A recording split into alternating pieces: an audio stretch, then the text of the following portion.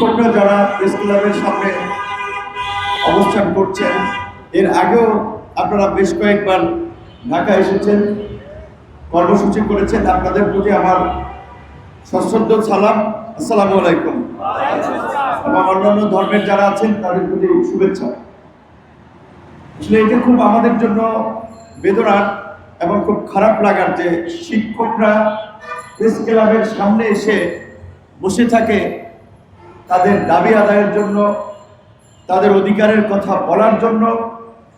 এবং সেখানে আবার দেখা যায় অনেক সময় রাষ্ট্রীয়ভাবে আইন শৃঙ্খলা বাহিনী যে ভূমিকাটি নেয় সেখানে আক্রমণাত্মক বিভিন্ন ধরনের পরিস্থিতি দেখা যায়, গায়ে হাত তোলা থেকে শুরু করে।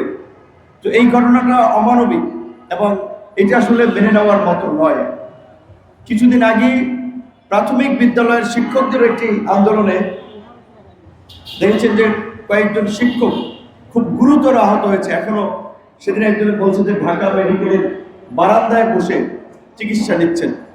এবং এইখানে যারা বসে আছেন বেশিরভাগই মোটামুটি মধ্যম বয়সী কিংবা বয়স্ক মানুষ, অর্থাৎ তারা তরুণ থেকে এই সমস্ত শিক্ষা প্রতিষ্ঠানে বিনা বেতনে খেয়ে না খেয়ে শ্রম দিয়েছেন, লেগেছিলেন যে এটা একদিন এমপিওভুক্ত হবে, তাদের কষ্টটা কিছুটা হলেও লাঘব হবে। এবং যেহেতু সরকার বাংলাদেশের মতো একটা জনবহুল কান্ট্রি, যেটা বলে ওভার পপুলেটেড কান্ট্রি, পৃথিবীতে খুব কম নাই, পৃথিবীতে বোধহয় এরকম আর দেশই নাই যে এত ছোট্ট দেশে এত ঘন বসতিপূর্ণ জনসংখ্যা। স্বাভাবিকভাবেই সেখানে রাষ্ট্র এবং সরকার চাইলেও সব বিষয়ের দায়িত্ব নিতে পারে না। আমাদের শিক্ষার আজকের যে অগ্রগতি, এটার পেছনের ভূমিকা এই বেসরকারি উদ্যোগের, বিশেষ করে এরকমের প্রতিষ্ঠানগুলো যেগুলো পর্যায়ক্রমে সরকার অনেককে এমপিভুক্ত করেছে, কিছু একেবারেই আত্মীকরণ করেছে। তো আমার অনুরোধ থাকবে সরকারের প্রতি, রাজনৈতিক দলের একজন নেতা হিসেবে এই গণ অভ্যুত্থানের আমরা কোন জায়গায় ছিলাম, আমাদের নেতৃত্ব কি ছিল সেটা সরকার জানে, এদেশের মানুষ জানে, আপনারাও জানেন। যে রাজনৈতিক দলগুলো যখন কার্যত হাল ছেড়ে দিয়েছিল, পেরে উঠছিল না, ঠিক সেই সময় কিন্তু আমরা অল্প কয়েকজন ছাত্র যুবক তরুণদেরকে নিয়ে বিশ্ববিদ্যালয় থেকে আওয়াজ উঠিয়েছি, পরিবর্তনের জন্য রাজপথে লড়াই করেছি। এবং সেই আন্দোলন সংগ্রাম করতে গিয়ে দফায় দফায় হামলার শিকার হয়েছি, মামলার শিকার হয়েছি, পরিবারও একটা নিগ্রহের শিকার হয়েছে। আমার বাসায় দুবার ডিবি অভিযান চালিয়েছে দরজা ভেঙে। আমার ছোট ছোট বাচ্চারা মানে পাখির বাসায় ঝড়ের সময় যেমন আপনারা দেখেছেন পাখির বাসায় যদি বাচ্চা থাকে যেমনি আঁকড়ে রাখে, আমার বাচ্চারা ওইভাবে পুড়তে উঠেছিল। কিন্তু তারপরেও আমি কিন্তু যে পরিবর্তনের জন্য রাস্তায় নেমেছিলাম সেখান থেকে ক্ষান্ত হই নাই। আজকের এই গণ অভ্যুত্থানের প্রেক্ষাপট তৈরিতেও 19শে জুলাই গ্রেপ্তার হয়েছিলাম।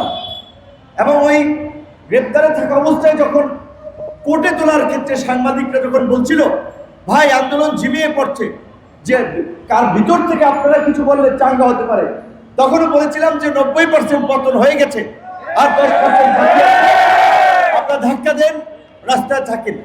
তো আসলে আমাদের প্রত্যাশা ছিল এই হাসিনার পতনের পরে আওয়ামী দুঃশাসনের অবসান হলে এই দেশটা একটা শৃঙ্খলায় আসবে, এই দেশটা একটা নতুন গতিপথের দিকে মোড় নেবে, এই দেশটা নতুনভাবে এগিয়ে যাবে।